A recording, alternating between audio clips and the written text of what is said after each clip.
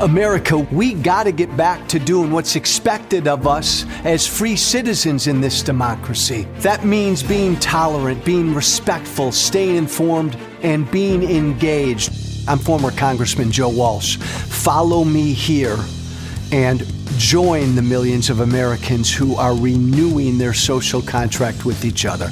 The social contract, it's on us.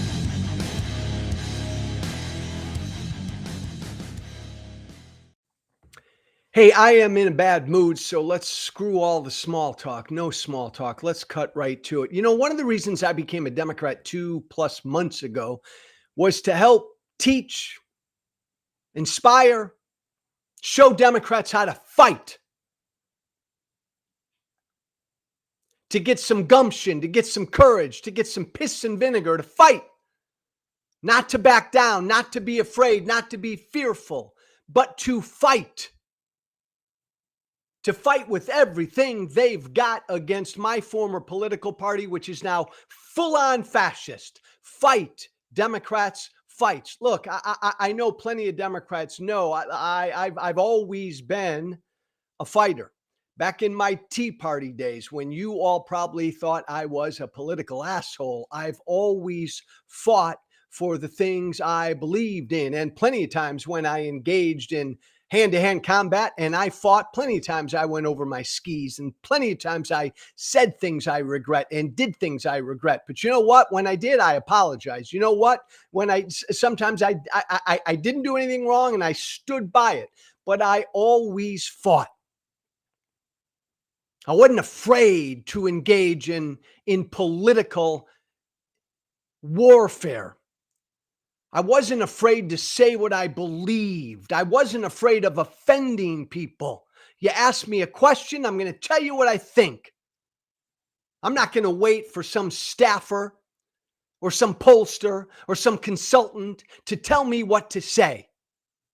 It's still the case. You ask me anything about any topic or issue, I'm going to tell you what I think. I'm going to give it to you straight up.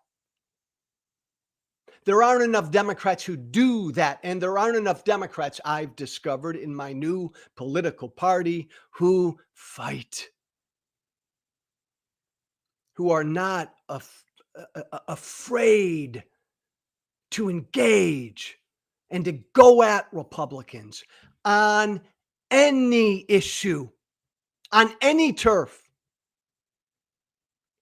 You know the lesson from the 2024 election. Kamala Harris, good candidate, fine candidate, in many ways a very good candidate, but her campaign refused to fight on the whole issue of transgender Americans. They ceded that turf to Trump and MAGA to lie and fearmonger and divide, and it worked.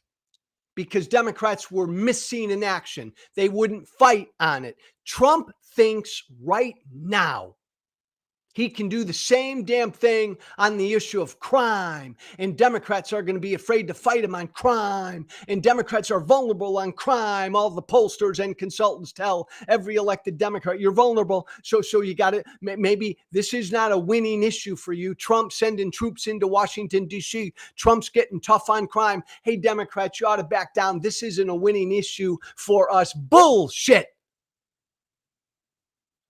Don't cede that turf.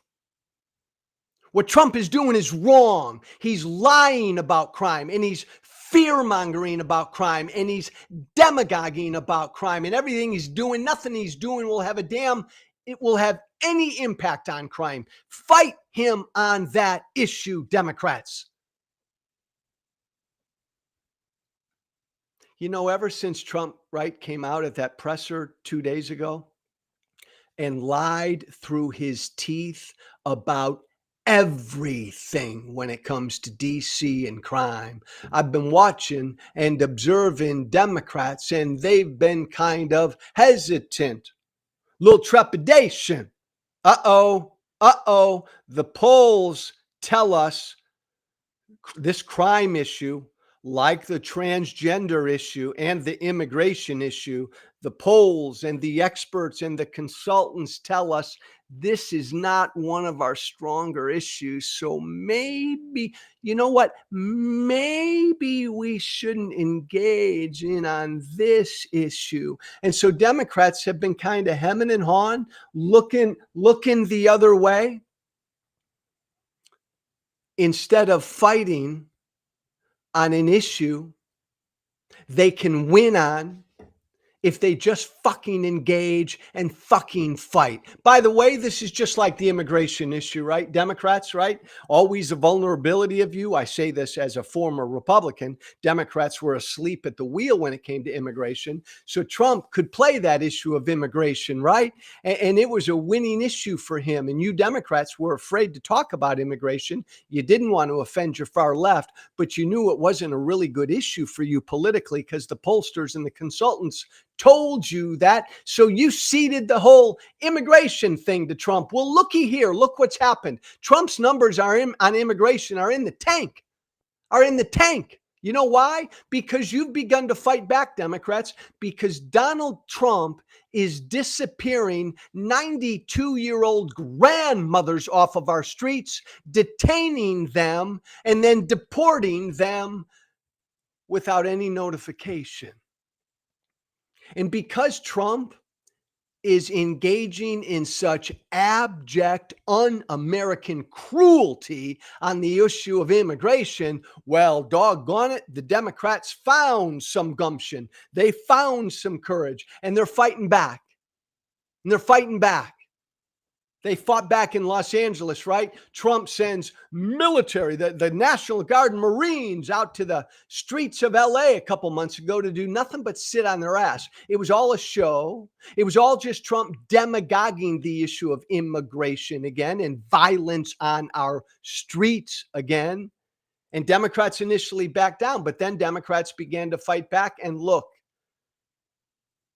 Trump's numbers on immigration are tanking.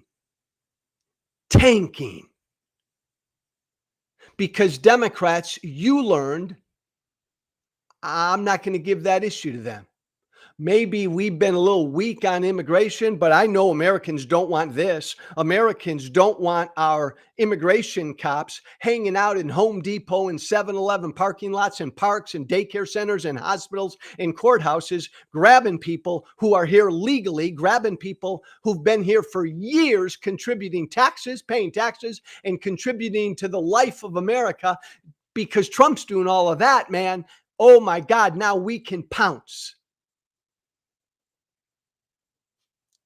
And Democrats have finally begun to pounce a little bit on the issue of immigration. And Trump's getting hurt on the issue of immigration. Because it's a funny thing, Democrats. It's a damned funny thing. Most of America is with you, with us. Got to always catch myself because I'm a Democrat now. When it comes to the issue of immigration, Democrats, you know where most Americans are? I'll tell you where most Americans are, my fellow Democrats, on the issue of immigrations. You know what? If you're a violent criminal and you're in this country illegally, get the hell out.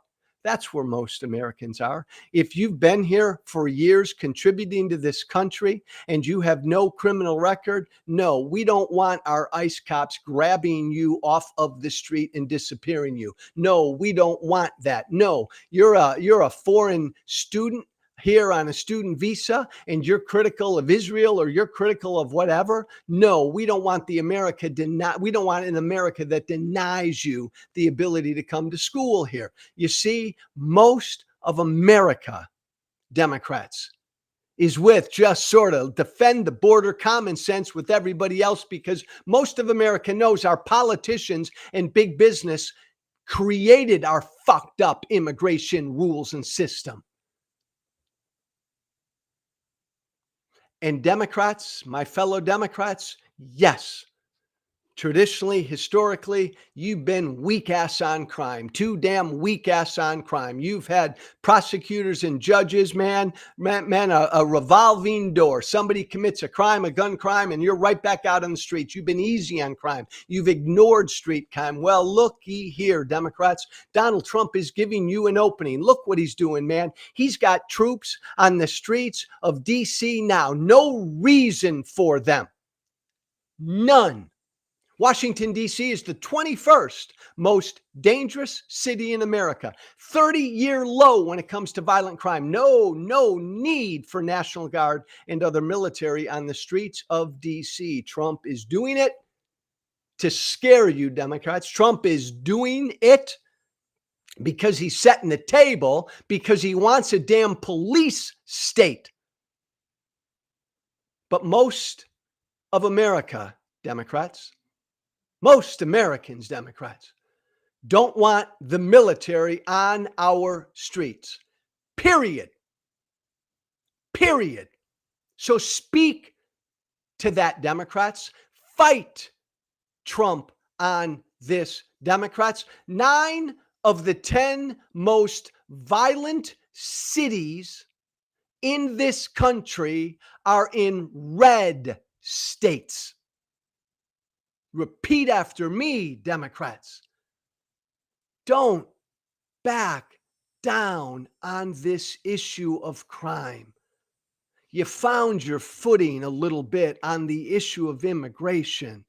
Don't back down on this issue. Find your place, the common sense, get shit done middle on the issue of crime as well. And it ain't common sense, get shit done to have the military patrolling our streets and engaged in law enforcement in this country. That's not America. And Democrats, if you can't fight and say that, go home. Did you see this, Keith? Show me that blurb about Trump's special rapid force. Did you see this? Trump and Hegseth military, they've developed plans for a domestic civil disturbance quick reaction force, a rapid force of the military to immediately deploy on our streets to go after Americans. Most Americans don't support shit like this. That shouldn't happen in this country. What do you mean, a rapid display of force and troops going into Chicago or New York for no reason, intimidating, threatening, censoring, arresting American citizens? That's Trump's answer to crime? No, that's ugly, un-American, authoritarian, dark, extreme, and it's all about fear. The same thing Trump has done on the issue of immigration. Fight back, Democrats. That's not who we are. That's not what we do. You can be tough on crime without saying, damn it, we need the military. My point is, thank you, Keith. Democrats, if you continue to cede these issues to Trump, who is a fascist, who is a pathological liar, who is a tyrant, an authoritarian, who is cruel and ignorant, who is the very worst of us. But if you cede these really important issues that the American people care about, you will lose. Don't cede, fight. I don't care what some wise old political consultant tells you when that wise old political consultant tells you, hey, Harry, crime's a bad issue for us. I don't like what Trump's doing in DC. It's over the top, but we best be quiet on this one because this one won't play well for us. Fuck that. Talk about that. There's no reason for troops on our streets of DC. None. There's no emergency in DC. There's no crime epidemic in DC. Rattle off the truth, rattle off the stats, the crime statistics, and then get in Trump's face, get in the American people's face, and say, this is not who we are. This is not what we are. We do not disappear people off of our streets, and we do not put the military on our streets. My God, my fellow Democrats, if that ain't a plank you can stand on, then go sit your ass down somewhere over there. Point number 2. Look, I believe the greatest danger that we face as a country is the disappearance of truth. The fact that so many Americans are now utterly disconnected from truth. Trump's greatest legacy is the destruction of truth. I've said that now for years. My friend Rick Wilson wrote a book. What was it called? Everything Trump Touches Dies. Great read, great book, great title. We're living now in a world, and we've always been living in the world, where everything Trump touches becomes a lie. Everything Trump touches becomes a lie. Election results, jobs numbers, his job approval rating, crime statistics. And now Trump is moving fast to lie about American history. Keith, you have that shot about the Smithsonian? Thank you, brother. Trump is moving to quickly review every Smithsonian exhibit to make sure that every Smithsonian exhibit is aligned with Trump's vision. So let's just be clear. We keep that up for a sec, Keith. We now can never, ever, and it's unfortunate, but we can never, ever believe any jobs number Donald Trump ever puts out again. Trump's now setting out to publicly lie about American history. It would not at all surprise me. Gang, Democrats, by the way, Democrats, this is how I want you to speak. This is how I speak as a new Democrat. Donald Trump, watch, he's going to try to erase American slavery from our history. I guarantee you, Trump is going to take the Smithsonian. Look, he's already done this, right? When Hegseth became his head of defense, man, they went in and they disappeared and removed and erased every reference to black and brown troops in our nation's history. Every reference. Donald Trump will use the Smithsonian to erase slavery from our history. Make no mistake about it. I get down, thanks, Keith. I get down about this issue because I don't know what to do about it. We've never been here before. We've never had a president who lies every time he opens his mouth. We've never been here before. We've never been here before where half the country doesn't care that he lies. Half the country does not care that an American president lies every time he opens his mouth. This is a really scary place to be. I mean, think about it. 70 to 80% of my former political party 5 years later still believes Donald Trump won the 2020 election. I went on a conservative talk radio show yesterday morning. The host, great guy, former friend of mine, still a friend, helped get his start in conservative talk radio years ago. He believes Trump won the 2020 election. Donald Trump's greatest legacy is the destruction of truth. Donald Trump went in front of the cameras a week ago and in 10 seconds rattled off 3 lies on camera. He said he won the 2020 election. He didn't. He said his job approval was 71%. It isn't. And he said the jobs numbers were fixed. They weren't. And wouldn't you know it, the media stood there, and didn't call him out on any of those lies. And then 2 days ago, Trump stood in front of the American people and lied about every crime statistic having to do with Washington, D.C., lied about crime in Chicago, lied about crime in New York. And wouldn't you know it, nobody in the media said a damn thing to him. He stood in front of the American people 2 days ago for an hour and a half talking about crime in DC, and every data point he gave, every statistic he gave was a lie, and he was not called out on any of it.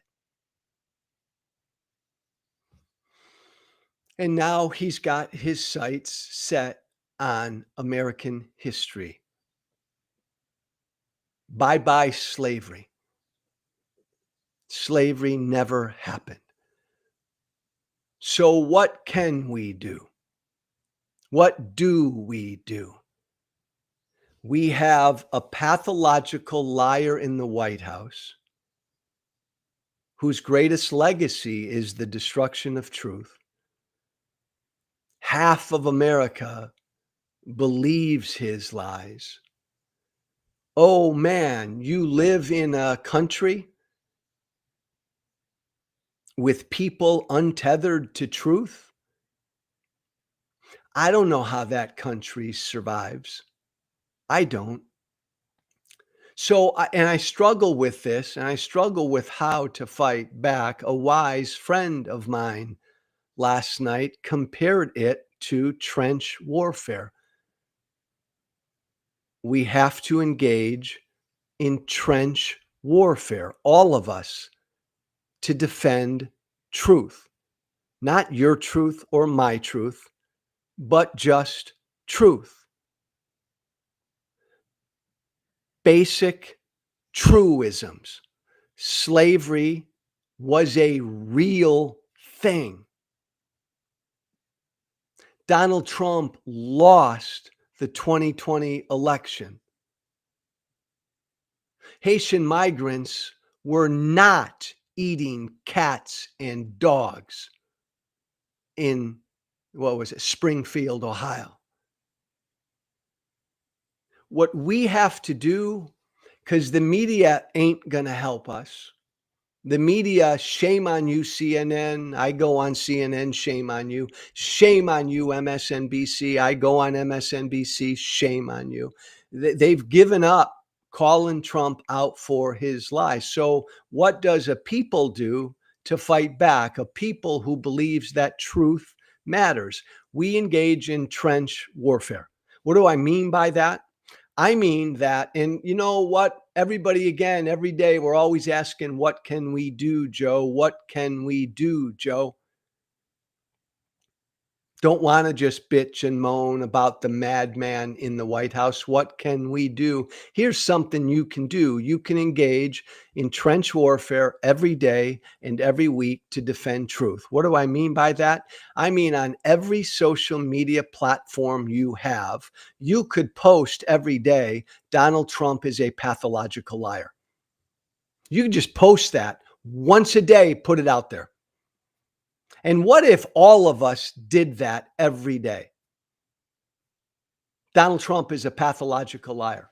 What if every single day, millions and millions and millions of Americans put that out on every social media platform they're on? What if every American once a week posted, everything Donald Trump touches becomes a lie? That's a great thing to post once a week to everybody you know. I've said this before, right? To win, to resist, to defeat fascism,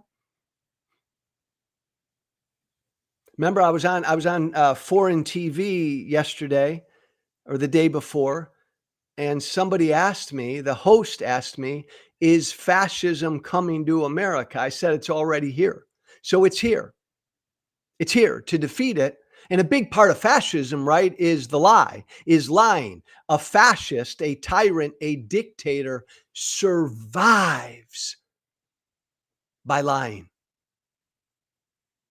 He can only survive with a people who believes his lies. We have to counter that. We all have circles of influence. Our friends, our family, people who follow us on social media, our book club, the parents group for our kids' soccer team. We all have circles of influence. Here's a to do: go to your circles of influence. Take you 10 seconds every day, once a week. Put it out. Donald Trump is a pathological liar. Donald Trump lies as he breathes. Everything Trump touches becomes a lie. And then, if you really want to be good, just give an example of it. Send out an example. Put out an example of one of Trump's lies once a day on your social media with the caption, Donald Trump is a pathological liar. Everything Trump touches becomes a lie. Do that once a day. Do that once a week. It would take you 2 to 3 minutes a day to do that. Imagine a free people being bombarded every day with Trump's lies. And just with that simple statement, Donald Trump is a pathological liar. And every day people get used to seeing that. Make America great, right? Trump kept putting that out there. Make America great. Trump kept putting that out there every day, week after week, month after month, year after year. Made a difference. Donald Trump is a pathological liar. Put it out there every day. And you won't reach his hardcore base, but you'll begin to reach people who aren't in his hardcore base. And if that is put out there every day, then the next time Trump says a lie, a big bald faced lie, people will look at it differently. They'll hear it differently. They won't accept it so uniformly. We've got to do the job that the media just ain't going to do, will not do. And it'll take you 2 to 3 minutes a day, take you 10 minutes a week. Do it once a day, do it once a week. You got an email list? We all got all different kinds of email lists. Once a week, send out to an email list one of Trump's lies. I don't have to point you toward where to find the lies because he puts out about 1,000 of them a day. So once a week, send out an email to your circle with an example of one of Trump's lies and just say, I wanted you to know this. Donald Trump is a pathological liar. Everything Trump touches becomes a lie. Donald Trump lies as he breathes. Those are my 3 favorite. Put that out there with one of his lies once a week. Hey, resistors, worried about what you can do? This is a really easy thing to do. You don't have to go march. You don't have to go protest. You should do all of that when the rallies and the protests happen. But every single day from your home, in front of your computer or your phone, you can make a difference. This is what we call hand-to-hand combat. This is trench warfare to defend truth. It's the only way we can fight back, and it will make a difference. It really will. I'm someone who engages with Trump's most hardcore supporters every day. And I'm telling you that this issue of Trump lying, when I respectfully but firmly stay on this road with even his most hardcore supporters, I'm able to get them, some of them, to see the light. Imagine the difference we can have with everybody who's not one of his hardcore supporters. So that's your to-do. That's, and I'll revisit this every week. That's our hand-to-hand combat. Once a day, just post on every social media platform you are on. Just post those words. Donald Trump is a pathological liar. Put that out there. Everything Trump touches becomes a lie. Put that one out there. Donald Trump lies as he breathes. Put that one out there. And then once a week, just send out the latest and greatest example of one of Trump's lies to the American people.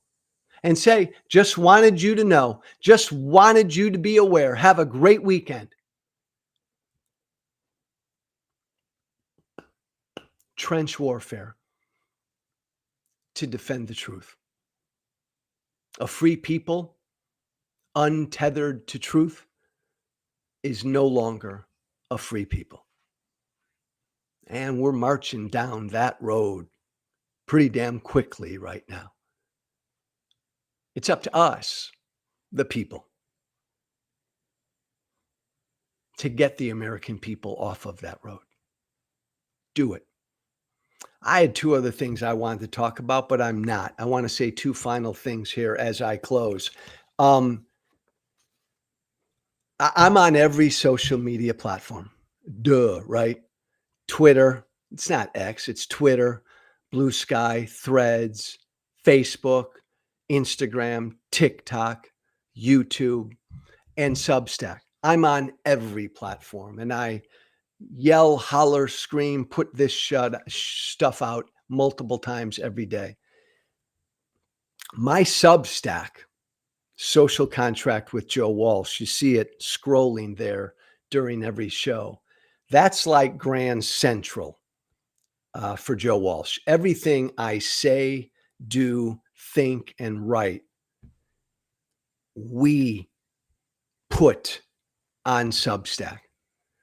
If you like what I say, think, do, and write, you really ought to be on my Substack. You ought to subscribe to my Substack because it's going to be my focal point these next 3 to 4 years as we fight fascism, as we kick the Democratic Party in the ass to become a bigger fighting tent, and as we try to eventually help heal the divide in this country that people like me helped to create. That's my mission. That's my trifold mission there.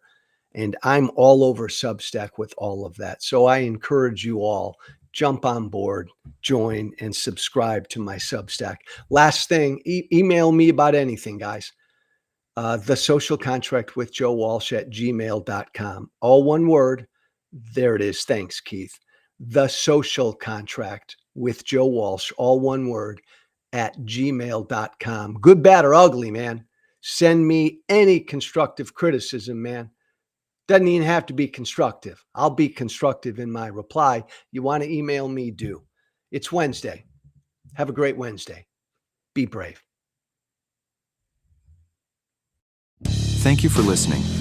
Remember to listen, share, and follow The Social Contract with Joe Walsh on Apple Podcasts, Spotify, and everywhere great podcasts are found. And be sure to leave a 5-star review. This has been The Social Contract with